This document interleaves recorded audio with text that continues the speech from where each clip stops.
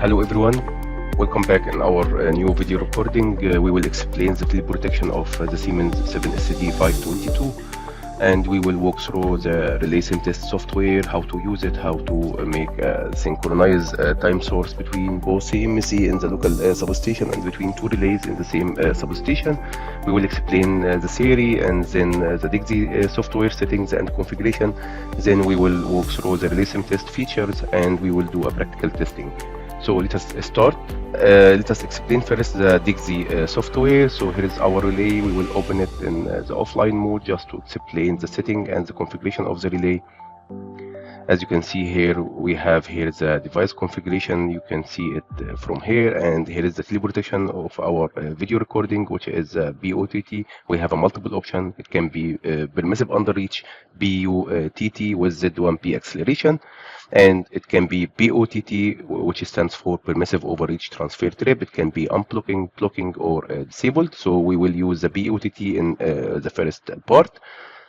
And here is the teleprotection for distance protection, and also we have teleprotection for earth fault over current, as you can see from here. Now we will walk through the teleprotection for distance protection, and we will differentiate between the normal tripping of the impedance characteristic and how to differentiate between the teleprotection trip times. So here is the power system data one. You can see here the power system data, the CT ratio, the VT ratio. So we have here the VT ratio is 110 kV over 100 voltage, and CT ratio is 600 ampere over 1 ampere. And then also we have here the power system frequency, the system start point, and so on. Also how to express the setting format for the zero sequence component format in zero sequence factors, RE over RL and XE over XL. Here is the breaker data, and here is the CT data, which is the CT error of the nominal factors, and here is the accuracy limit factors 5% and 15%. Then we can walk through now setting group A. So we have here power system data 2. Here's the local line end. You can see here the nominal voltage 110 kV, the nominal current 600 amperes, the angle of inclination of the distance protection or the distance characteristic is 64 degree. Also we have here the R and the X, and the most important parameter here, which is the line reactance per length unit, as the Siemens software expressed the line impedance in line reactance per length unit, which means per kilometer. So it's equal to 0.218 ohm per kilometer, and the length is 32.5 kilometers. So to get the line impedance in total, you can multiply these two factors together. So you will find the line impedance is like 7.9 ohm. Also here we have the line status. We have the trip in single or three pole. So we are selecting a three pole right now. Then we have here the distance protection general setting. As you can see, here is the general setting of the distance protection. Also we have here the earth fault settings. We have also the time delay for all the zones. So we have time delay of zone 1 is equal to 0 second. Time delay of zone 2, which covers 120%, is equal to 0.4 second. Time delay of zone 3 equal to 0.8 second. Zone 4 is 0.8 second as well, but T3 here or Z3 is the reverse zone. Then we have also the T1P, which will be used for teleprotection, for distance protection. As you can see, it's equal to 0.03 second. This time it can be 0.05 or 0.1 second to differentiate between the normal Z1 tripping, instantaneous tripping, and the Z1P in case of the teleprotection. Then we have here the distance zones. As you can see, Z1 it's forward, and here is the R and the X values for Z1. Also the reactance for single phase to ground faults equal to 2.902 ohm. Here is the T1 for single phase faults, and for multi-phase fault equal to 0 second. Also you can see the Z1P characteristic, which almost equal to Z2, which covers 120% of the line. And here is the R and the X values, and also the trip time delay equal to 0.03. Then we have Z2 also R and the X values, and it's forward, and the time delay is 0.4 second. Here is the Z3, which is the reverse zone, and here is the R and the X, and the R also for the phase to ground fault. So this R for Z3 is for face to face fault, but this RE for Z3 stands for resistance for single phase to ground fault, and it's same as you can see from our setting right now. And the T3 is 0.8 second. Z4 also, which is forward as well, and it covers like 180% of the line impedance or the line length, and the time delay is equal to 0.8 seconds. Z5 is disabled or inactive. Z6 as well is inactive. Then here we have the distance, the teleprotection for distance. As you can see, it's on, and we are using 2 terminal. In case if you have 3 terminal like T protection, you can select the 3 terminal.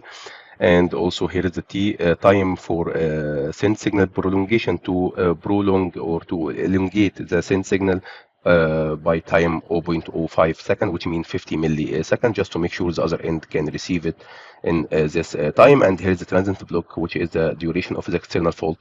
It should be longer than 0.04 second, and after detecting external fault, there is a block also for the time, which will be delayed by 0.05 second. And here is the distance transient blocking by earth fault, which is equal to yes in our setting. Then you can click OK. So the most important parameter here also for the teleprotection is that we have to make sure the communication between both relays is healthy, and we are using a direct fiber right now. So you can navigate through the protection interface from here, and you can see the interface 1, which is the port D plus E. So we are using now port D, and we are using a direct connection with fiber optic. Also you can see it from the device MLFB, and you can see here the port 1 and the setting of the times, which is the maximum permissible delay time. Also we have, if we have a differential in send and receive time equal to 0.1 millisecond. Also if you need to block due to any unsymmetrical delay, in our setting we make it no right now, but this is very important parameter to make sure the communication is healthy. And here is the differential topology. So we are using the identification number of relay 1 equal to 1, identification number of relay 2 equal to 2, and the local relay is 1. And on the other relay, we will select this one to be relay 2, just to make sure all the communication is healthy, depends on the differential topology. Then here we have the masking I/O configuration. Let me walk through the most important parts here. So we are using here the general trip, as you can see from here. So this can be tripped for all the zones, and also for the teleprotection. You can use the teleprotection separately from here, which is distance trip Z1B with teleprotection schemes. So we need this binary output to simulate the tripping signals. Then we have also the teleprotection from here.